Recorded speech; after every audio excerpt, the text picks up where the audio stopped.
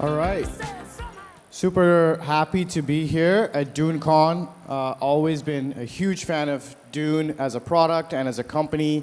And glad to be here with such a fantastic set of panelists. Would love to start off first with a set of introductions from everyone, a brief one or two lines about what you do, what brought you to the space, and what you're excited about. Sure, thanks. I'm very happy to be here. I'm Hannah Curtis. I'm a director of product at Dune. I've been with Dune for about a year now, focused on our data.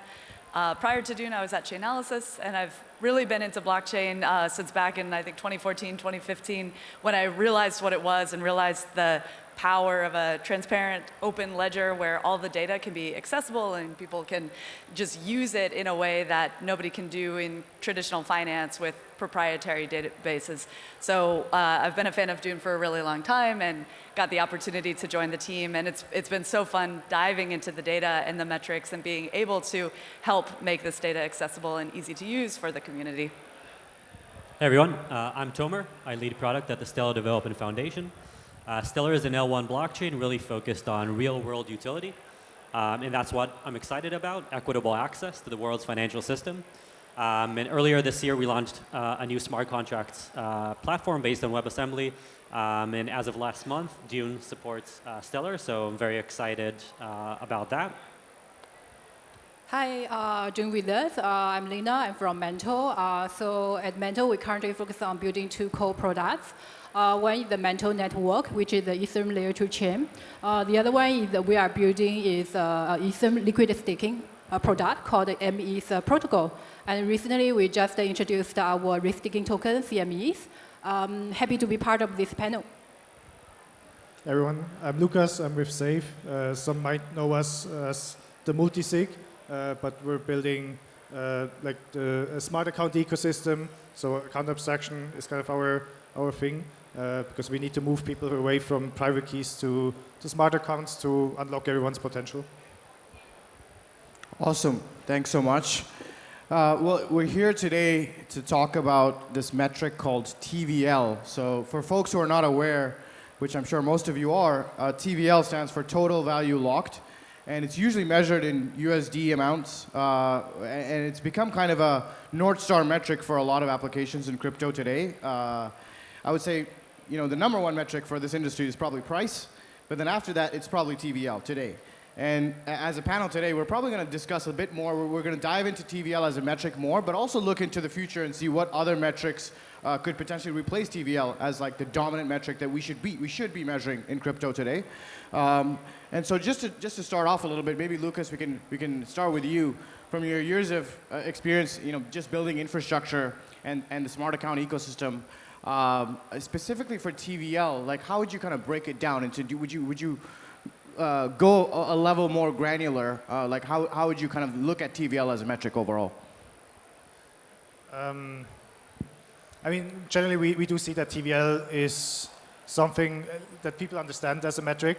That's quite easy to grasp on like a surface level.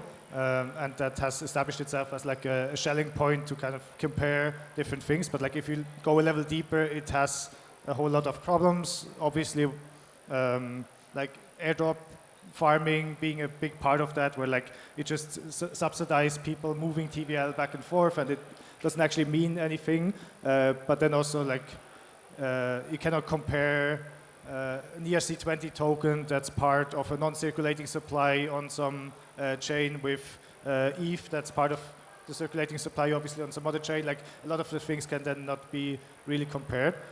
So yeah, I'm very much a fan of Dune also advocating for going away to other metrics being like the key drivers or measures of adoption in our industry. Yeah, absolutely. I think you hit on a very key point there. A lot of people look at the top line metric of TVL and think that's the metric to be measured, but when you dig down a bit deeper, we actually have to separate between what kinds of tokens that TVL is comprised of. And so, Linna, I would love to hear about your experience, especially with Mantle, delineating between native token TVL and then USDC, ETH, and Bitcoin TVL.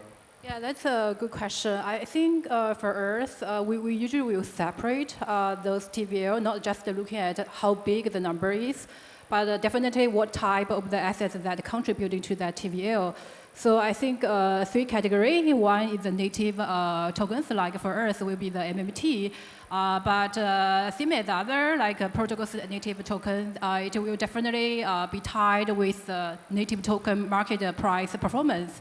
The TVL could be very fluctuated. Another part we will see like the so-called mainstream assets such as ETH and BTC and so. What are their percentage in our TVL and how much of the portion of that is from retail users that they deposit to Mantle platform. And the last, if not the least, is basically the stable coin TVL. I think it's getting more and more traction for us. And we look at that stable coin TVL is definitely the most stable one. I think they are, for a layer 2 chain, I think they quite essential for those DeFi protocols. Because one, especially for those lending and the DEX, I think users usually can tell from the stablecoin TVL to evaluate their, how their capability to do liquidation and how they could handle like a highly volatile market conditions. And also like how much of the safe voids can support them like during super volatile market conditions. Yeah. Yeah, absolutely. That's a great point. I think that's like one big lens through which to view TVL. I think Tom, I think with you, with Stellar especially, it's exciting because you have quite a bit of RWAs, real-world assets that we call in our industries, that's outside of crypto, that exists on Stellar, and like curious to hear your perspective, especially from a global perspective, outside of crypto, the lens. How do you look at TVL? How do external actors who interact with Stellar look at TVL? Would you break it down a bit more? Sure. So I think before we dive into a specific vanity metric or another, it's really important to kind of like take a step back and like think about what we're actually trying to accomplish here as an ecosystem in general. And the big thing that we think about in Stellar is equitable access to the world's financial system. We want to build a new financial system that is inclusive across the world, across different communities, across different regions. And TVL is one metric we can look at, obviously. I would say that TVL is a signal. It's a very noisy signal. We can't really avoid measuring it. We can't really avoid looking at it because at the end of the day, because of great platforms like Dune, all of these metrics are, all this data is completely like available to everyone to look at. But I do think that it's important to acknowledge the shortcomings of it. And so, there's, I think ETH has gone 30% up in price in the past seven days. Is anyone here thinking that ETH has increased product market fit by 30%? Probably not. So, so obviously kind of like there's a lot of speculation in like the crypto native stuff, but also if you look, I think tens of millions of dollars of USDC have been minted in the past couple of weeks because of, the situation in the United States and this bull run. And so the question is, that's a real world asset backed by real world, fiat money. Does that mean that we have better product market fit? Maybe, if you look at like the speculative aspects of it. So measure TVL, it's super important, but it's important to actually dive into the data. And so, a platform like Dune can actually look at where this TVL is coming from. And, we want to make sure that we're not just measuring, a lot of TVLs like supply. We want to make sure that there's also demand side for that supply, and that it's being used and it's not being dominated by by whales, by interested parties like VCs and hedge funds and foundations. We want to make sure that this money is actually utilized, and these are the things that we're looking at Stellar. We're definitely measuring everything, but we want to make sure that metrics that relate to actually affecting human lives are the ones that get a lot of attention. Yeah, that's a great point, especially bringing it beyond just the speculative side of things to look at impact. Hannah, would love to hear your perspective, especially from a data point of view and from Dune's point of view. How do you think about TVL? Yeah, I think the important thing is always starting with the question of what are we trying to answer. I think people typically just look to TVL in general with kind of a hand-wavy sense of, oh, it tells me something, so I'm going to track it. But taking a second to think about, like, okay, what question am I actually asking and trying to answer, and is TVL the right metric for that? There's a comic that I always think about where somebody is like searching for something underneath a streetlight, and somebody walks by and they're like, oh, what are you looking for? And he's like, oh, I lost my keys, I'm looking for my keys. And they're like, did you lose your keys there? And he's like, no, I dropped them somewhere else, but this is where the light is. I think that's why people are using TVL, because it's like a metric that's there and it's available, and it, like you said, you could look at price, what's another metric? Oh, TVL, so they'll look at TVL. But I think one of the things that people typically use TVL for is to measure adoption. So like, what is the adoption of the industry? How are people really like coming into the industry and participating? And TVL doesn't really answer that question. Like you said, it's a measure of supply. It's a measure of sentiment, like do people believe in the industry? And that's really useful if you're trying to measure supply and trying to measure intent or belief in the industry. But if you're trying to understand adoption and what's really happening, TVL is not really going to be the answer for you. So, what we've been building, Frederick mentioned the Dune index in his keynote today, is actually figuring out what metrics would answer that question of adoption. What are people actually doing on chain, and how can we measure that and look at that? So we're looking at, transfers back and forth, but netting those transfers out. So like kind of netting out, if I send to you and then you send back to me and we just go back and forth, that's not real activity. So we're netting that out, so you can kind of see like what are real transfers where somebody's position changes. And then looking at transaction activity, but again, kind of netting that out to look for just transactions that actually mean something and not just any transaction. And then what people are paying in fees, and kind of grouping those signals together into a metric of adoption. So that's how we've been looking at it.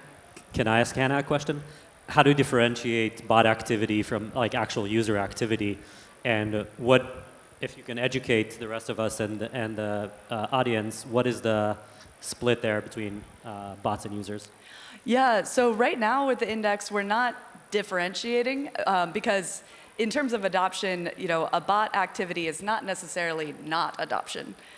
Just because it's, it could be, but it also could be like real activity. So what we found is by netting out the transfers so that you really do only see where any given address or entity changed their position at the end of the day, you filter out a lot of that bot activity.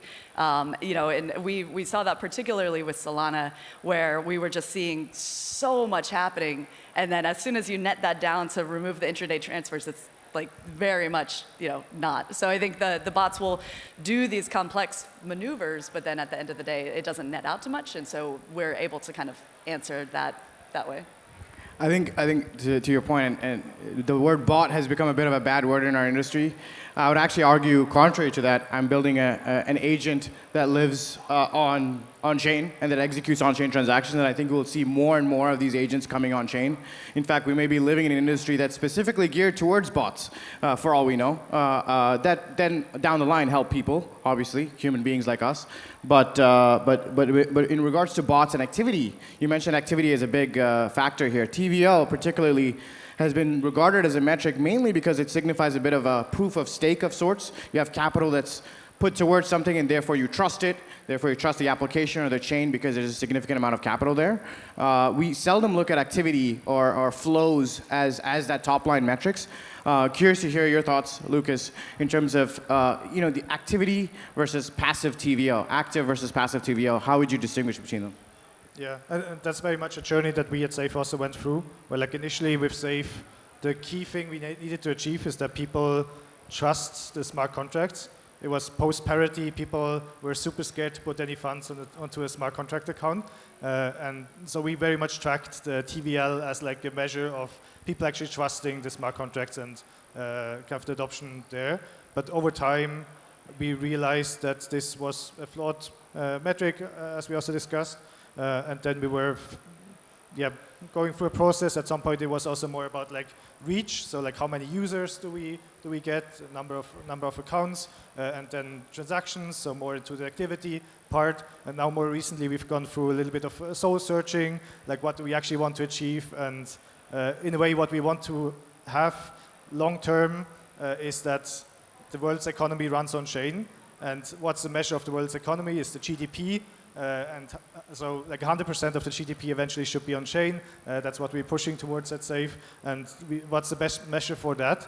And so we call it total volume processed. And it's very similar to transfer volumes that Dune has presented today as well. That really shows like the value of a transaction and how much economic activity is happening on chain. But even still, this is flawed because you cannot compare like ERC20 transfer to a swap, even though the volume is the same. So you could theoretically dig even deeper and give a measure of like economic value to different activity. But I think then it becomes very quickly very complex and hard to align the ecosystem around it. So I think something around like transfer volume as a good measure of kind of adoption is good. But at the end of the day, this is also very much dependent on everyone's project's goals. Like some projects, the business model might be around actually like assets custodied, and then TVL is great. Some business models are really around transfer volumes, then like a DEX, and then they should see this as a North Star. There may be very different things, but like I think as an industry, we should go away from having vanity metrics and more around actually business metrics, like what's the business goals and how do we measure that, and what's the proxies towards measuring that if the end goal is too hard to measure. And I think there, at least we found for us a quite good one with total volume processed, or we're debating now if we rename it to transfer volume, but like it's that. Yeah, that's a great point. I think it's a great, interesting metric in terms of like a GDP indicator. When we talk about total volume processed, I mean, one of the biggest use cases or product market fit elements of this industry, one is stablecoins, and then the other is exchange, the trading and swapping of tokens, right? And so, Linna, I would love to hear for you in terms of the distinction between when you talk about volumes between speculative volume and then non-speculative volume. I know we spoke about this earlier. Yeah, so I think at Mantle we do check like a separate on-chain transactions into so-called genuine transactions, or they are more speculative transactions, which are mostly from both activities.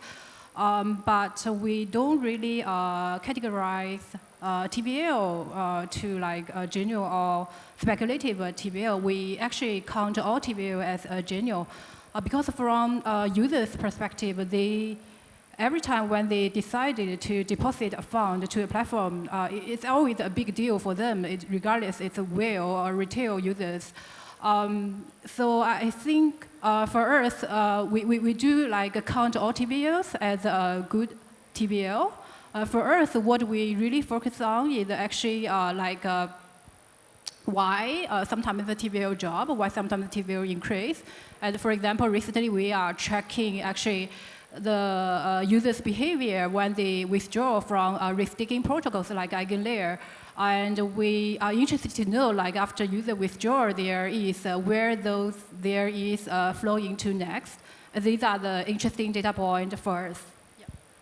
Yeah, that's super interesting. Yeah, in terms of where TVL flows, where the volume flows, curious to hear, are you measuring some of this as well, especially in terms of the who side of TVL? Yeah, so as an L1 blockchain, there are a lot of signals that we take into account, and TVL, like I said, is very noisy, but we can't afford not to measure it. So we definitely look at DeFi TVL now that there's like a DeFi ecosystem that's gaining traction in Stellar. Obviously, real-world assets, RWAs are a big thing. One of the biggest funds out there, Franklin Templeton's Benji, is on Stellar with more than $500 million. And obviously, we're also looking. Stellar started as a cross-border payments solution, and so we're looking at active addresses and we're looking at payments very closely. But at the end of the day, and this is maybe this is not a very cool thing to say, like we have a lot of these things figured out in the world of Web 2. right? We look at daily active users, monthly active users. We look at actual payments volume, and I love, Hannah, what you said about kind of like trying to sift through the data and understand what's actually going on there. I think a lot of it is very dirty right now. A lot of people, and I don't mean to talk shit about bots, but I do think that a lot of people look at transaction numbers and volume, and they see someone say, oh, we can do a 10,000 TPS, and they imagine 10,000 people around the world pushing a button at the same time. No, 99 point something % of that are bots, and so we keep going back to the idea of product market fit. We want to make sure that users are the ones that are actually getting, human beings are affected by this. Yeah. Yeah, it's. I think it's different strokes for different folks, right? Like you said, we've mentioned quite a lot of metrics here, and we mentioned the complexity of measuring these metrics as well. Ultimately, for this audience, and I think for the industry as a whole, people like to look at simple numbers. That's just why price is such a selling point, and TVL has become such a selling point. And because there's different types of dApps, different types of chains, different types of goals that we have, there's ultimately going to be so many different kinds of metrics that we as teams will actually measure. But for an external audience member, I would like to go around, starting with you, Hannah, and maybe give a kind of a vision for what a top-line metric for crypto as a whole could be that is not price or TVL. All right. I'm biased because I built it, but the Dune index, I think it can be a really useful metric for the industry, something we haven't had available to us before, a measure to kind of really see what adoption is and activity is. And I'll give an example. With the U.S. news over this week, a lot of people, kind of assumed that it would mean good things for the industry. And if you look at adoption on November 6th, you can see that activity spike. And then, you look, and the activity has kind of settled down a little bit in the days since. But if you look at price or TVL, you didn't really see things moving until the 7th. And then those have continued to move upwards, even though the adoption had a spike on the next day and then started to go down. I think it's really important to be able to compare what's happening with price and what's happening with TVL to adoption. So I'm very excited about the Dune index, and also comparing across chains was very interesting. Yeah, so definitely I think daily active, monthly active users are big, and we should look at like these old school metrics that mean a lot. But I also think that we need to, and this is a bit of a wishy-washy, it's not a really metric thing, but we're really interested in learning how we bring like real value to people's lives, right? So you look at, I look at someone who owns like a money market fund in the States, and if they're moving from TradFi to crypto, did that actually like move the needle on the financial system? Not that much, but I think that if you look at an excluded rural community in Colombia now getting access to yield-bearing assets that they didn't have before, that's a huge thing for them. And even though in terms of like dollar numbers, this is not a lot, it has like a tremendous effect on people's lives. So I really want us to measure how we actually influence people's lives around the world rather than just kind of like shift money from like one financial instrument to another. Brief pushback on when you said daily active users, again, the thing on bots, right, and versus a real person in Colombia, for example, like, is there a particular metric that you would look for to really dig into there? So we actually talk to wallets, and we encourage the actual applications and dApps to share their, because obviously we have Dune, and it's really tempting to try and go on these public data sets and understand everything from there. Or we can actually ask applications, what are your users doing, and learn from that. And I think I want to see more of that happening in our ecosystem. 100%. Okay, at Mantle, besides TVL, we're actually looking at so-called utilized on-chain TVL, which is the in-depth TVL divided by total on-chain TVL to allow us to get a sense that how we compare with the other chains about our chain adoption. And I think, and for me, actually, I have a habit, like every morning I just spend a few minutes browsing the trending dashboard on Dune. Because I think that is really more efficient, like comparing, chasing the trending topic on social media, and usually those dashboards already filtered out a lot of the noise. And I also noticed that usually when a new project that is gaining real market traction, there will be more and more comprehensive dashboard starting to appear on Dune. And they are created by different analysts and from different angles. I think these are really good source for us to especially evaluate a new type of kind of like protocols. I think at the end of the day, it's not just about like finding the perfect metrics. It's more matter that we always have such a space that where the wisdom of the crowd can emerge and where that people we can continue debating and refining the better metrics. Lukas, you want to top up?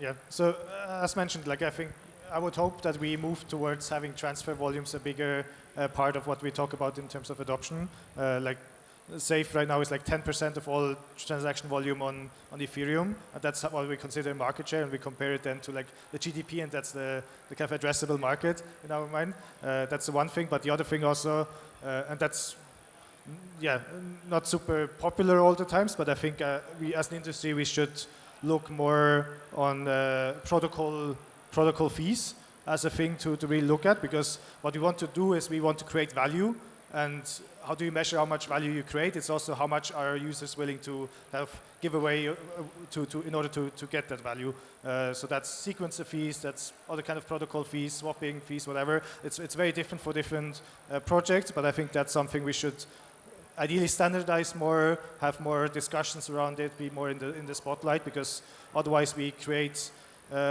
like Ponzi schemes that are just incentivized and create a lot of vanity metrics, but there's no way to really grasp the value behind it. Yeah, great point. Yeah, all great points. I think we'll have this debate, ongoing for the rest of the year and probably for the remaining year. But hopefully we coalesce around something akin to some of the stuff that's discussed, and obviously use some of the great tooling from Dune to do so as well. So we're out of time, but thanks so much for everyone here, and thank you all Sid. for attending. Thank you, Sid. Everyone.